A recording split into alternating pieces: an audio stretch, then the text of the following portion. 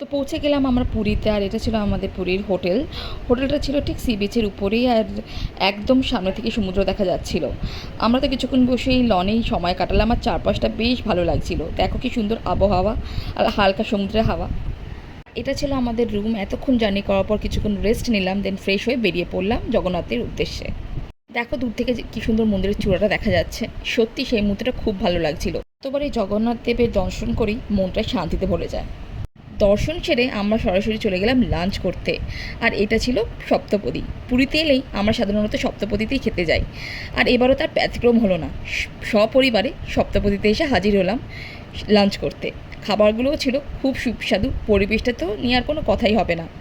দেখো কি সুন্দর পরিবেশ, বসলেও মনটা ভালো হয়ে যায়। তোমরা যারা এখানে লাঞ্চ করেছো কমেন্ট করে অবশ্যই জানো তোমাদের কেমন লেগেছে। মামনি কেমন খাচ্ছ? কি খাচ্ছ এখন? এখন সোনামুগের ডাল আর ঝুরঝুরি আলু।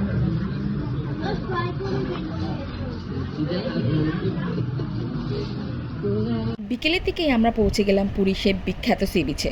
সমুদ্রের ঢেউ, ঠান্ডা হাওয়া, চারপাশে সুন্দর পরিবেশ মনটা একেবারে ভালো করে দিল। আমরা বিচের ধারে চেয়ার নিয়ে বসে পড়লাম। শুধু সমুদ্রের দিকে তাকেই ঘন্টার ঘন্টা কাটিয়ে দেওয়া যায়। ঢেউয়ের শব্দ শুনতে শুনতে যে কখন সময়টা কেটে গেল বুঝতেই পারিনি। এরপর ডিনারের জন্য চলে গেছিলাম একটা চাইনিজ রেস্টুরেন্টে। এই চাইনিজ রেস্টুরেন্টে খাবারও ছিল কিন্তু খুব ভালো আর একদম অথেন্টিক।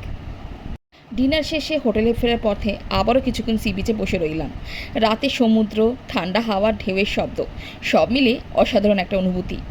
এইভাবেই জগন্নাথ দেবের আশীর্বাদ, সুস্বাদু খাবার আর সমুদ্রের শান্ত সৌন্দর্যের মধ্যে দারুণ কাটলো আমাদের পুরীর এই দিনটা। ভিডিওটি ভালো লাগলে অবশ্যই একটা লাইক করে দিও, আর সাবস্ক্রাইব করতে ভুলো না।